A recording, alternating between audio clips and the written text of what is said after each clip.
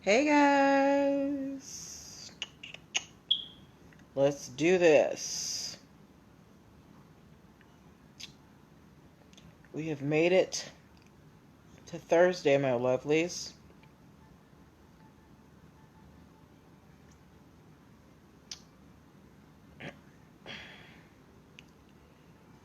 Still not appreciating this new format. This is just whatever.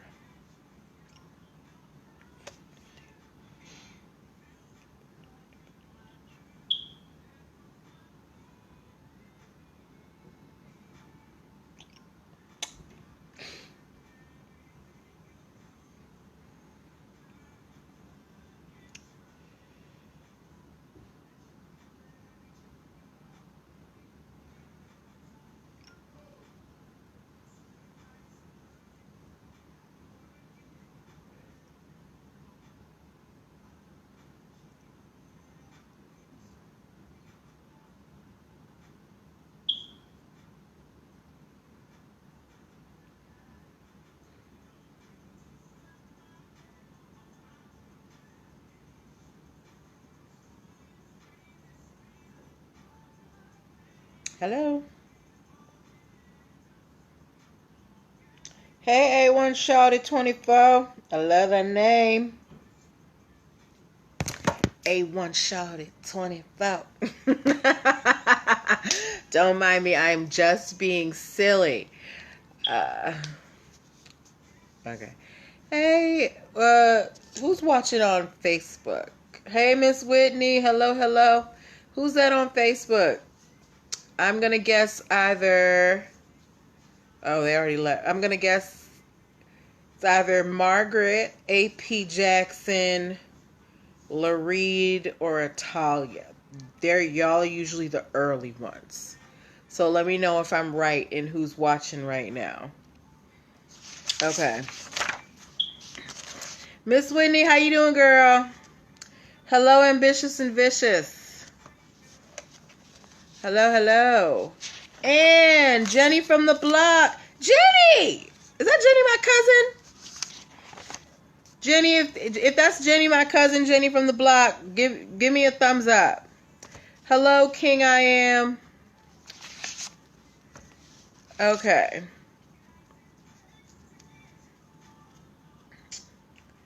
All right. You want to know what I think about the Nick Cannon situation? Okay.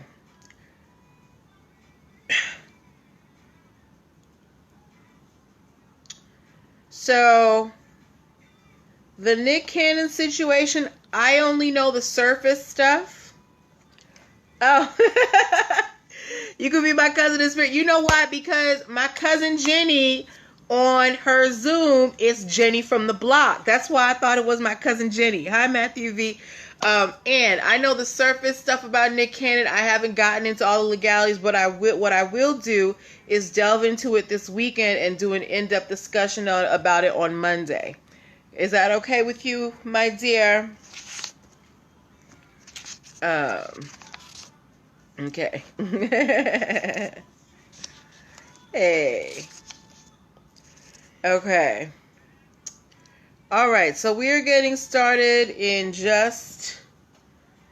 Yeah, I know he was saying some stuff, but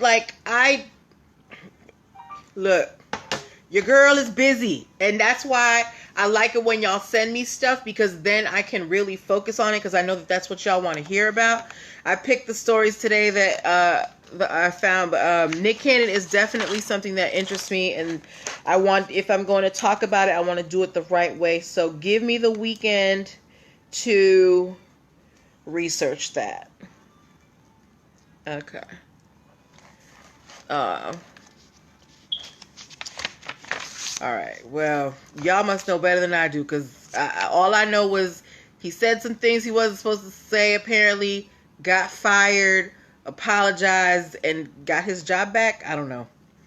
That's all I know right now. Okay, so we're going to get started in a couple minutes. We have some stories today. Obviously, based on the title, we are talking about the Great Gatsby. There are some updates in that. Anybody who watches Spelling Bees, Jenny from the block said they are all savages is what he said. Okay, I'm going to have to really look into that. I'm so surprised. I never hear Nick Cannon really slander anybody. Is anybody here a Trekkie like me? Anybody here a Star Trek fan? We got a story about that. We talk about the Migos. That's just kind of an aside. It's not our usual topic, but we are going to be talking about the Migos today. And you know what? It is 8:05, so we're just going to get started, okay? Let's do it. Hello, I'm God's Child 1983, and I'm hitting record.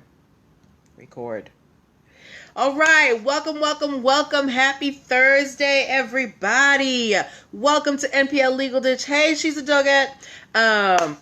Welcome to NPL Legal Dish. This is my Monday through Thursday live broadcast where I teach business and legal concepts using pop culture and celebrity news. If you're wondering who is this lady on the internet, oh, thank you, I'm God's Child 1983. If you're wondering who this lady is on the internet, I'm Natalie Pierre-Lewis. I'm the host of the show, and I'm the owner and operator of NPL Consulting LLC, a business formation firm. What that means is I help people like yourself get your business paperwork together. So things like getting your articles of incorporation with the state, making sure you have EIN numbers and DUNS numbers, making sure you have contracts ready for your clients and business partners, basic brand protection strategies, operating agreements, non-disclosure agreements, hiring policies, all of those foundational things that you need to make your business a real business, to set it on solid ground so you can hit the business streets running. I help you do all of those things. If you're wondering why I'm qualified, I'm a licensed attorney, have been one for 14 years and counting. I've started multiple businesses for myself and others, both online and offline. I've had many careers in the realms of entrepreneurship, hey, P. Jackson, the law, education, hospitality, and administrative support. And most important, I'm very passionate about making business and legal education as accessible to everyone as possible. Miss Whitney said amen. Yes. So not everybody has the time, the money, or the desire to go to business school or to law school, but a lot of you have great business ideas. And if you are going to make it in business, there are concepts that you just need to know. There's no way around it, okay? So that is why I am here. If you would like to work with me so we can get your business on solid ground, if you're in the startup phase of your business and you need a legal friend to give you some tips, I want you to go to linktr.ee/NPL Consulting Firm. That is the only link in my bio on Instagram. It's all over my page on Facebook.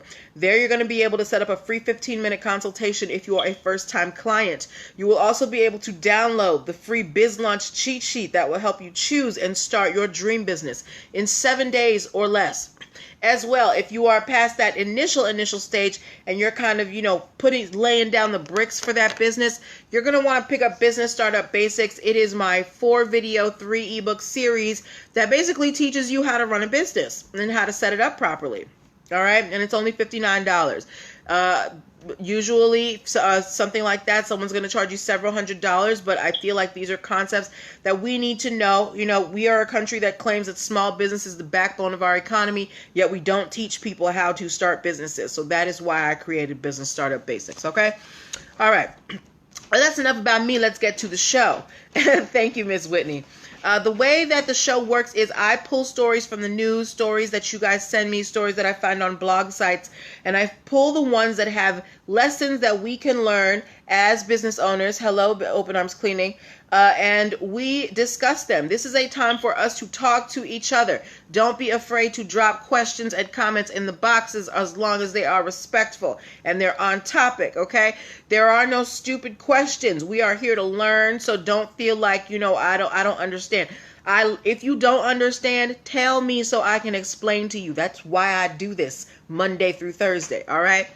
Okay, so we are going to get started, all right? Do I have any Great Gatsby fans watching? If you ever read the Great Gatsby, or if you liked the movie Great Gatsby, watched the movie Great Gatsby, please give me a GG in the comments. I had to read Great Gatsby in high school. I didn't particularly care for the story. It wasn't my thing, but I did read it. So, but if we have anybody who has read the Great Gatsby or has seen the movie, please give me a GG in the comments. Excuse me, my throat is dry today. Now, as you can see, the title of today's of today's episode is The Great Gatsby Part 2. So a while ago, hello 76 Grimke. Oh, thank you. A while ago, I told you guys, oh, V, hey V, you were forced to read it? Girl, me too. Thanks, Matthew. I told you guys that the copyrights for The Great Gatsby were about to expire. So when you have a copyright, it protects your work for the life of the creator plus 70 years. So let's say I write a book and I publish it in 2020, right?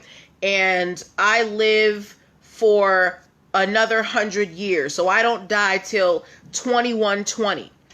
So my copyrights are valid for that 100 years plus an extra 70 years after I die. So my copyright doesn't expire in 2120 when I die. It expires in 2190 when I die because it's my lifetime plus 70 years. So The Great Gatsby, basically their copyright is up because it has been a long time since it's been published. The author has been dead for a long time. And people are wasting no time to capitalize on the Great Gatsby story. So much so that there is a prequel book that is coming out just days after the Great Gatsby copyright expires. It is going to be telling the story of Nick Carraway, who was the gentleman who, he met the Great Gatsby, and he was kind of, our eyes in the world of the Great Gatsby. So, what was that noise?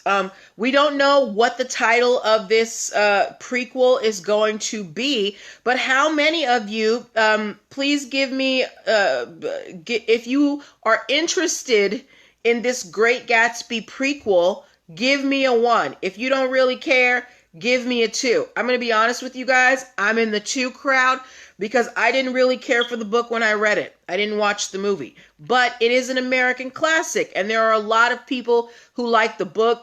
When the movie came out, there were so many parties that had Great Gatsby themed. So I'm sure that there is going to be, a great fan base for this prequel.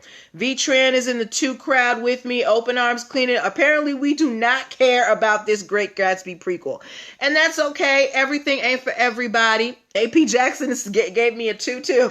All right. And that's cool. The Great Gatsby isn't our thing, but we will respect it as an American classic. Good luck to whoever is writing this prequel. I hope that it is successful. I got a 2 from 76 Grimke too.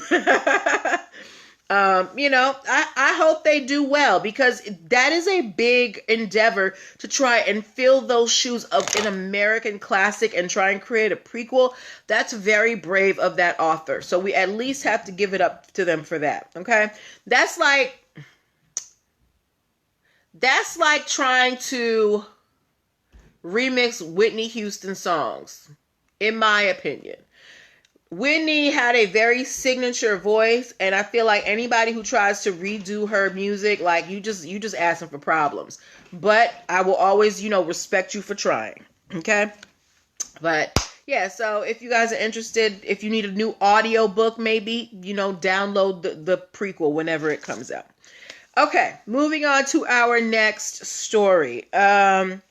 Is anybody here a fan of watching spelling bees? Spelling bees. If you are a spelling bee fan, give me a bee emoji. I used to be really good at spelling bees. I'm a good speller. In grade school, I used to love the spelling bee contests. Hey, Obeezy. Any spelling bee fans here? Y'all don't watch it when it come on ESPN and they have the kids and stuff? That's okay.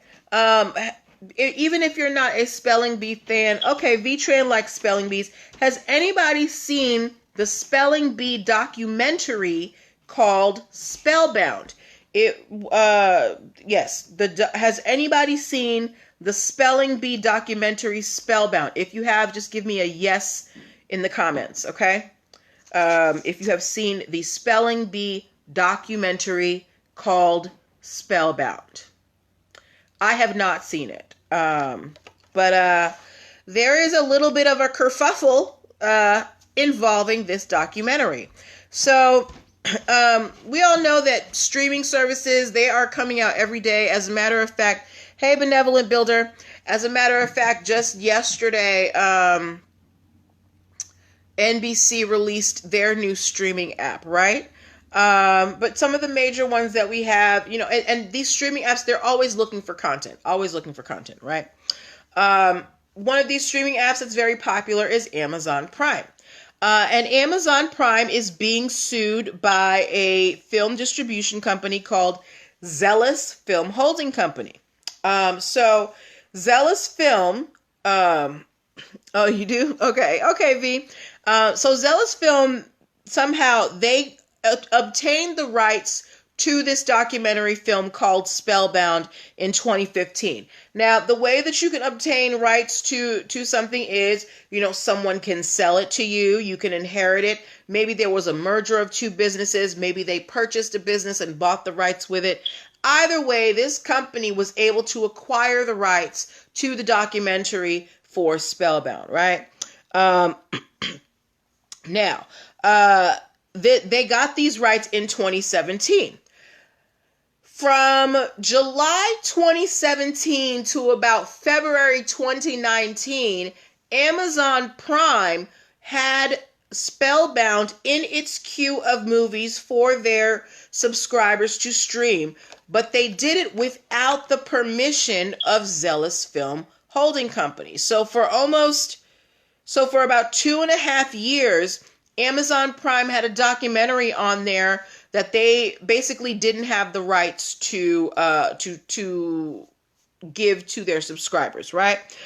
So Zealous Film, when they figured out what was happening over at Amazon Prime, they sent them a notification. They were like, hey, girl, you're taking our property and showing it to people you didn't ask us. And Amazon took it down immediately, right? But Zealous Film Holding Company, they are suing Amazon Prime for copyright infringement. They're saying that Amazon Prime, hey, Nessie Time, they're saying that Amazon Prime did this willfully. They knew that they didn't have the rights to this film, and they did it anyway. So now they are suing for damages, punitive, compensatory, profits, all of that stuff, right? So my question to you, my distinguished audience, do you think that Amazon Prime did this on purpose, that they purposely put this documentary, amongst their films for their subscribers and knew that they didn't have the rights to this? Now remember, Zealous Film, they did not originally have the copyrights to this documentary, right?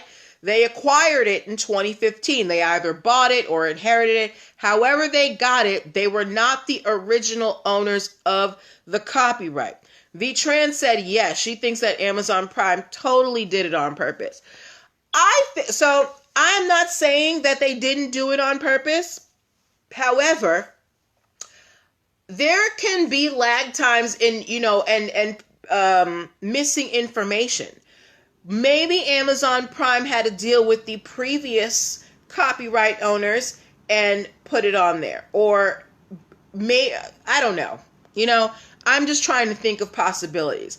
Now, it's a long shot because we know Amazon Prime, they are this huge conglomerate. They have the means to go and do their due diligence and make sure they have the appropriate copyrights. But V is obviously, she thinks Amazon Prime did this on purpose. How many of you guys think that Amazon Prime put Spellbound in their queue of movies and, just didn't care that they didn't have the copyright? AP Jackson said no. Did Amazon get permission from the previous owners? We don't know because we don't know who the previous owners were. The article that I read did not say who the previous owners were. All it said was that Zealous Film Holding Company got the rights to Spellbound in 2015. They were successors. So someone basically, left them the rights to this documentary film, right? So I don't know, or we don't know as of right now who the previous copyright holders were. So we have two differing opinions here. V-Tran thinks that Amazon Prime totally did it on purpose. AP Jackson thinks maybe Amazon Prime got permission from the previous owners. Either way, this is going to have to be proven Zealous Film is going to have to prove that there was willful copyright infringement. Hi, Rael Hotep. By Amazon Prime, right? Now, this is different from trademark infringement because remember, we have established as of late, the court has said that you don't need to establish willfulness in trademark infringement for there to be punitive damages, but there has not been that for copyright infringement. And I know that sounds like a lot of legal jargon, but basically they're saying, so Zealous Film wants Amazon Prime to be punished. They want the court to fine Amazon a lot of money because they streamed the movie on purpose without permission, right? Now, if this was trademark infringement does not require you to be willful. It doesn't require you to do it on purpose to be punished with fines. It just requires you to do it. However, you don't have that same level with copyright infringement. For the copyright infringement, there's still, if you want somebody to be punished, like punitive damages, you still have to prove that they totally did this on purpose. So Zealous Film is going to have to show that Amazon Prime was streaming this movie and knew they didn't have permission and did it anyway on purpose, okay? So we're going to have to wait and see what the results for that are.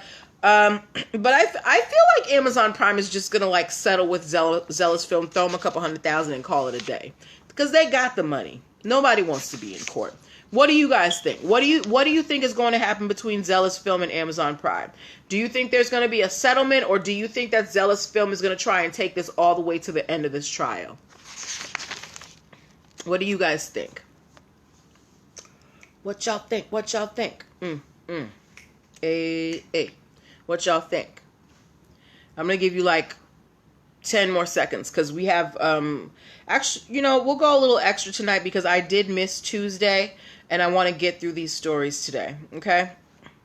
Oh, V said settlement for sure. OBZ said settlement. Nessie Time said settle. AP Jackson said settlement. 76 Grim. Oh, everybody said settlement. Okay. So I'm sure that there will be an update. Matthew V said, if they have the money, take them to court. Well, Zealous Film and Amazon Prime, I doubt that Zealous Film has the assets that Amazon Prime has. So there's probably, I agree with the majority of the people here. I think that there's going to be a settlement. Okay. So we will just have to wait and see. All right.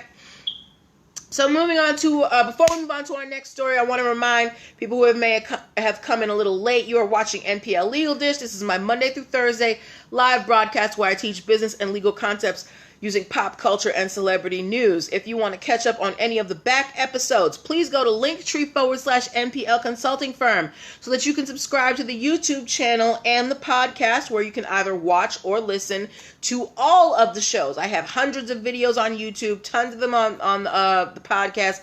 Go get your life, all right? Okay, moving on to our next story. How many of you guys like watching reaction videos on YouTube? I actually like watching them for reality shows. So I don't like watching reality TV, but I like watching reaction videos to reality TV. There's this one YouTuber who I like. Her name is Cat Baby, and she was giving reaction videos to Jocelyn Hernandez Cabaret, and it was the funniest thing ever. Matthew V likes reaction videos, right? Now, usually when you have these reaction videos for TV shows, they show clips of the show, you know, so that you know what they're talking about, right? And I remember this YouTuber, it's Cat Baby, there was when she was reviewing Jocelyn's Cabaret, she kept showing how she was getting, you know, notices from the Zeus network. You don't like it, 76 Grimke? She was saying how she would show how she would get notices from the Zeus network that, you know, she was showing too much content, because remember, these shows are copyrighted, right? But it was also giving them exposure, so they allowed her to do these reaction videos because Zeus was just starting up. They needed viewership, so, you know, whatever they could do. Well, there are reaction videos for tons of things over the internet. If there's anything out there in the world media related, there are reaction videos to it. But there is always an issue of copyright if you are going to use that content in your reaction videos. And CBS, the network, they are using their copyrights to shut down any negative reaction videos to new content that they're putting out. So, is anybody subscribed to the CBS streaming app? If anybody is subscribed to the CBS streaming app, please put CBS in the comments. And CBS, they have their streaming app. It's largely hinging on the Star Trek franchise, and I am a big Star Trek fan, but that was not enough to get me to subscribe to CBS. I just don't think they have enough content to justify me, getting another streaming app. Okay, so nobody here is subscribed to CBS. That's cool. I'm not either.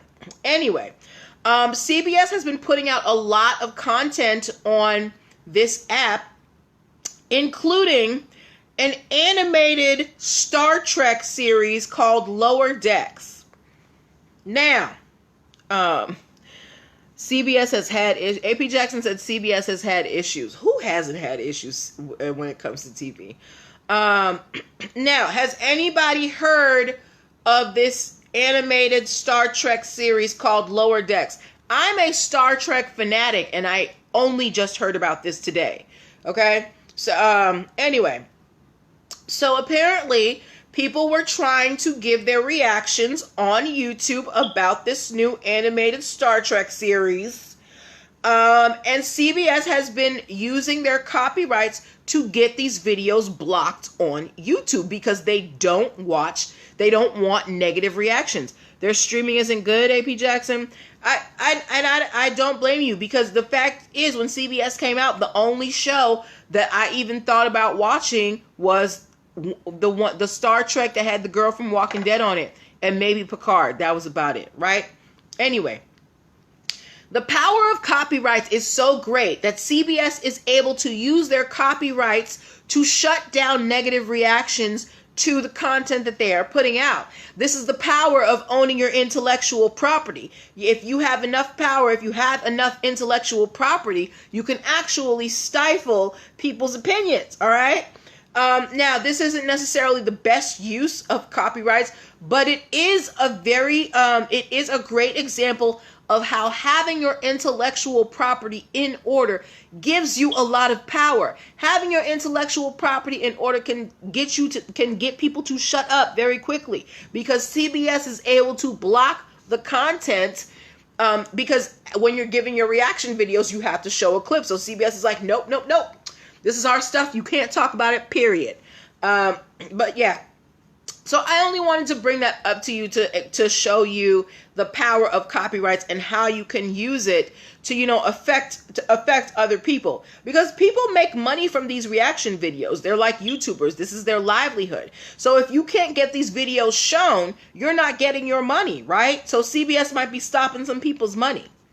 That being said, CBS, if your show is bad, it's bad. You can't really prevent people from saying that your show is bad. And if you have to use censorship to get people to stop, trash talking your content, maybe you should just come up with new content. Anyway, but that's just me.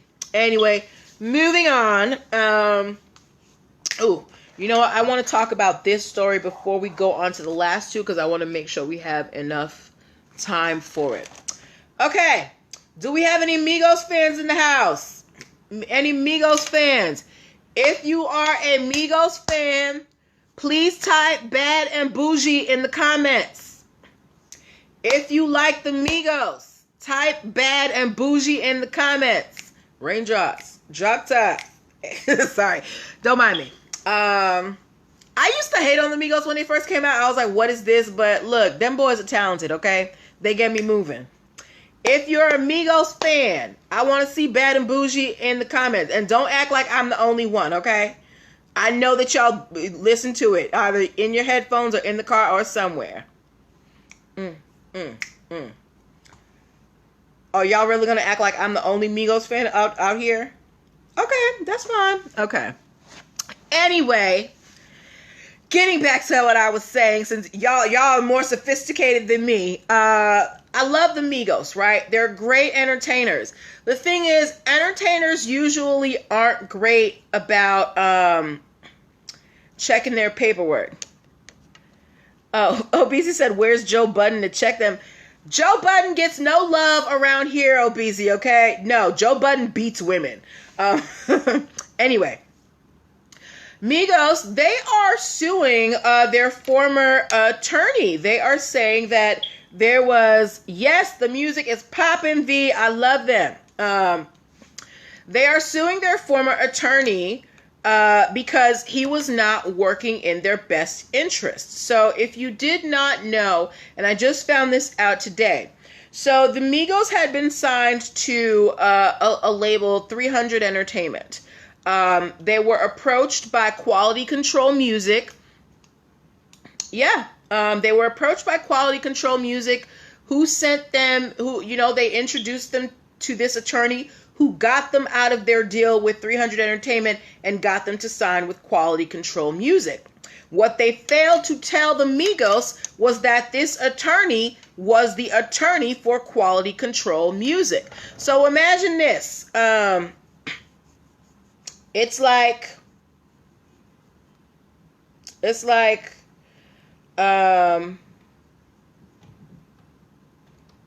I can't think of an analogy of it, but basically there was a conflict of interest here. The attorney for the team, okay, so it's like if you're on a basketball team and this other team wants you, and there's like an agent, and there's an agent there talking in your ear saying, oh yeah, you should go over to this team. But the agent doesn't tell you that they are in the pocket of that new team that wants you, right?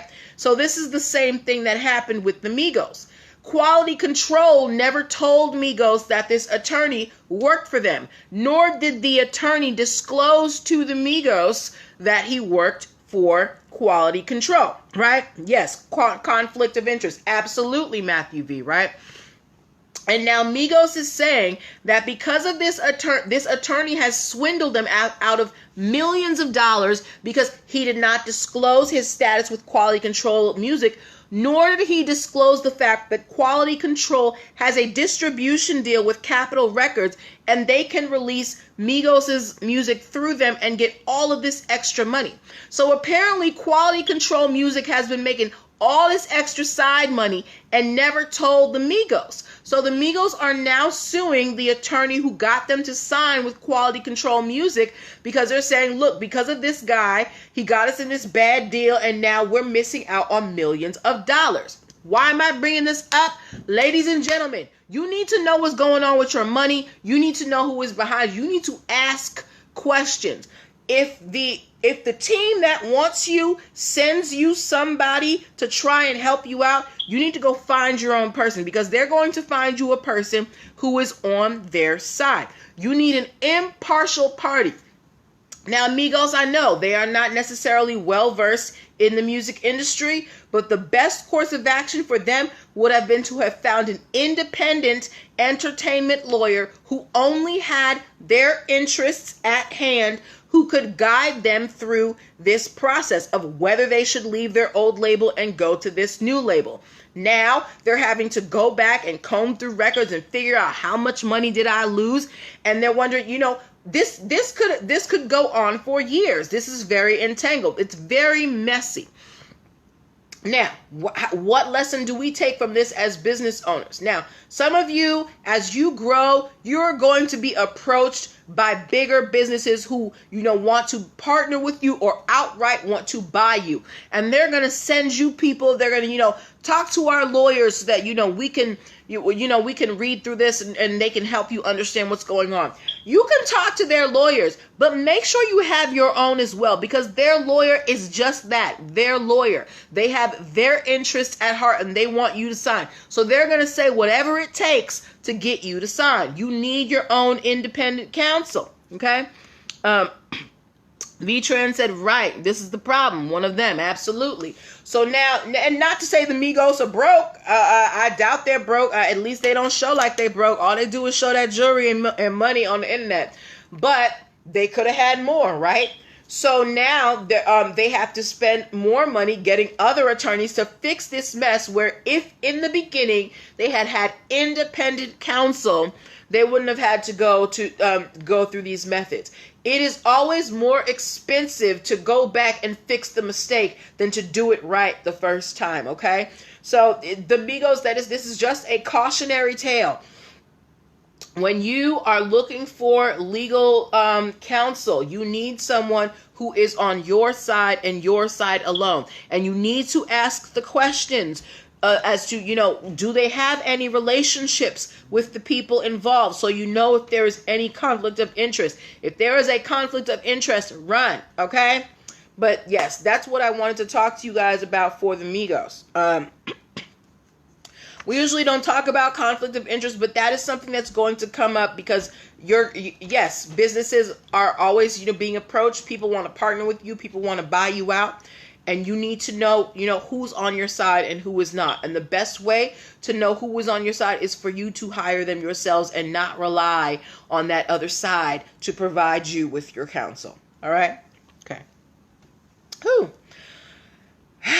Excuse me. Let me get a sip of water. I'm thirsty after all that. All right, so we are moving on to our last two tidbits of the evening. To my friends to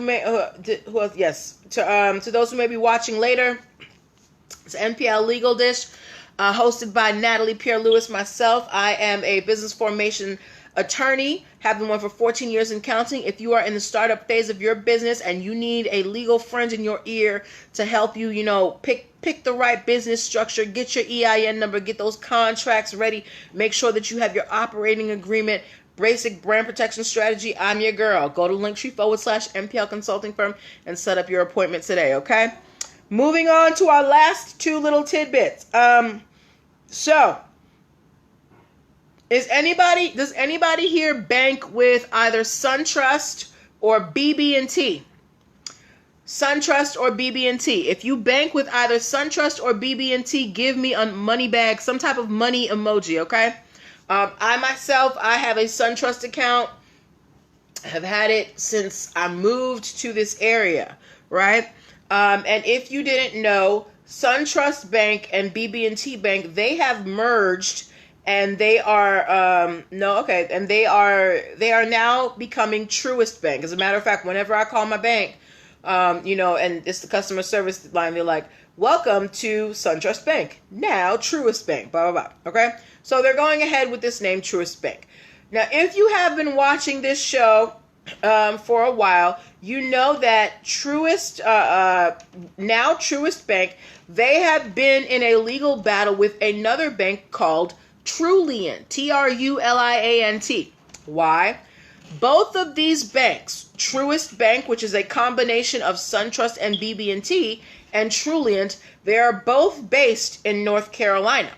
Truliant is older than Truist, obviously, because Truist just came around, and they basically went to filed a trademark infringement suit against Truist Bank, saying that this is going to cause confusion. We're both in the North Carolina area. We're both doing banking. This is going to cause a lot of problems. Matthew V said direct competition.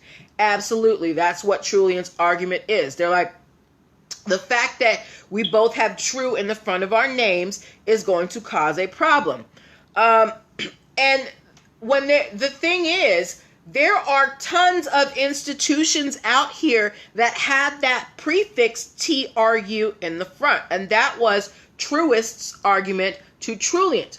Well, apparently they have, come to some kind of compromise because there has been a settlement between Truist Bank and Truliant. They're both going to coexist. We don't know what happened, how they settled. We don't know the terms of the settlement. All we know is that they settled.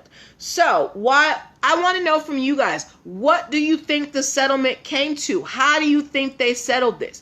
Do you think that it was somebody paid somebody? Do you think they were just like, look, there's too many trues out here. Let's just drop this and, may the best bank win? What do you think were the terms of this settlement? Because we don't have any clues. We don't have any idea. Excuse me, my throat is so dry today.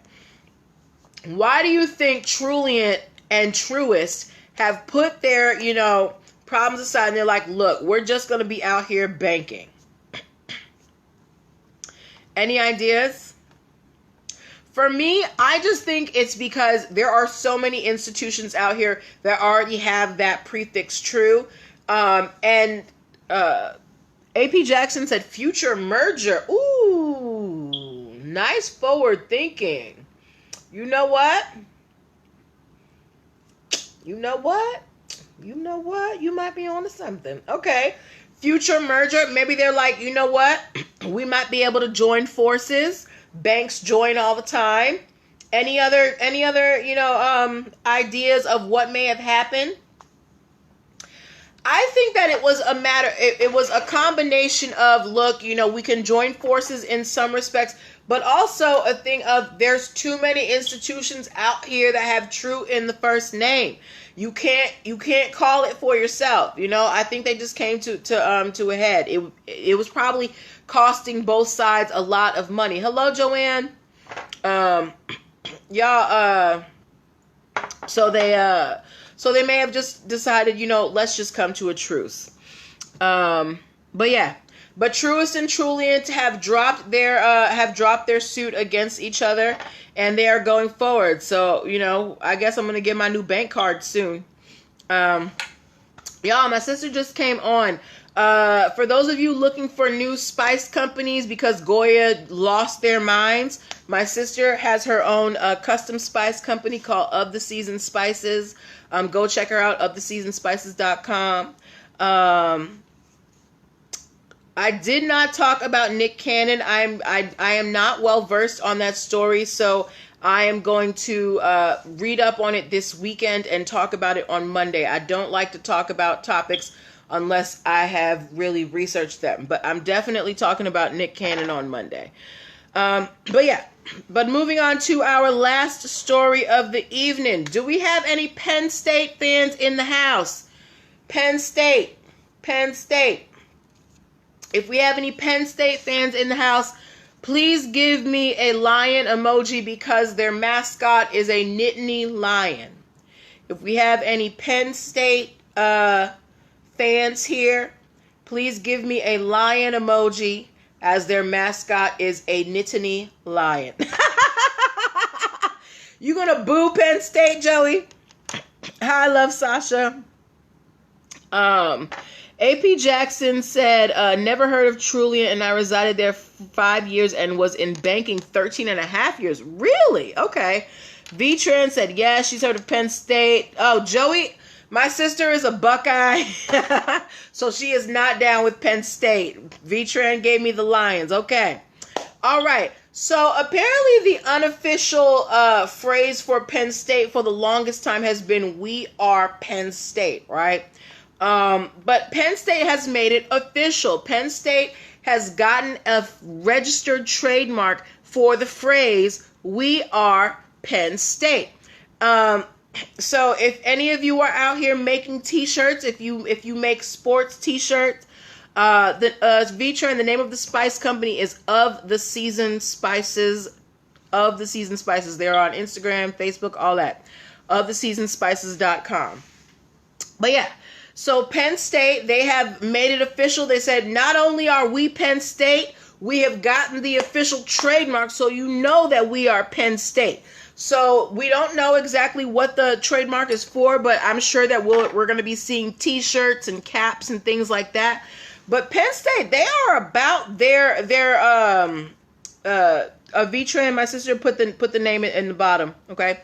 But Penn State, they're about their trademarks. They've got the Nittany Lion. They've got Happy Valley. They've got We Are Penn State. Penn State, look, college logos, college trademarks. These are no joke. V-Tran gave me a capital. We are. Yes, girl, you can't. Don't make no t-shirts of We Are Penn State. Oh, you restock on Monday? Look, my sister's spices have been like running out, y'all. So get them when you can. But these were the stories that I wanted to talk to you about. The Great Gatsby book sequel that is coming just a couple days after the copyright expires. The Amazon Prime being sued for streaming Spellbound. My Spelling Bee fans. CBS. They are keeping the negative commentary down by using their copyright so people can't do reaction videos. Migos needs new attorneys. If y'all know any qualified entertainment attorneys, you might want to send them the Migos way. Truist and Truliant, they are out here doing their thing in the banking streets in North Carolina. They have settled their differences, and Penn State is officially, we are Penn State. Even though we might be home, we might be quarantined, intellectual property does not take a break, all right? That is why we have these stories.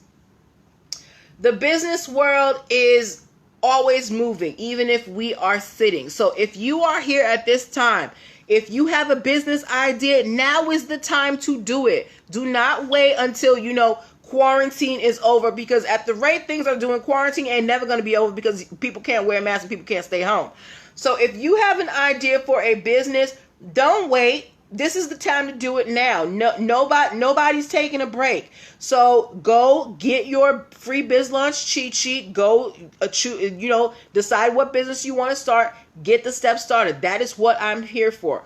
Go to linktr.ee/nplconsultingfirm. Book your consultation. Let's get you going, because I know that there are future millionaires watching right now, and I can't wait to see y'all grow. Okay.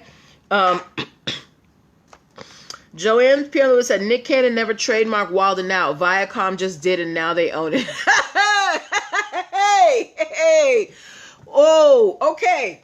Definitely talking about that on Monday. Did not know that. Anyway. But yes, I'm going to talk to y'all on Monday. I cannot believe that. Nick Cannon did not trademark Wild 'N Out. All right, y'all. That is our first story on Monday. I did not know. I really respect Nick Cannon. I can't believe that he didn't do that. Yeah. But I'm gonna leave y'all with that for the weekend. I'm kind of taken aback by that. I'm very surprised. Nick Cannon is a really savvy businessman, so I'm surprised that he didn't have Wild 'N Out already trademarked. But we will discuss that more on Monday. Awesome. Thank you, OBZ. Thank you all for participating. Thank you for, putting up with my shenanigans, even though y'all didn't want to put in Bad and Bougie in the comments and acting like I'm the only Migos fan around here. I will talk to you on Monday. Have a wonderful weekend. Take care of yourselves. We will talk about it on Monday, OBZ. I promise you that, okay? So I'll talk to y'all on Monday. Bye.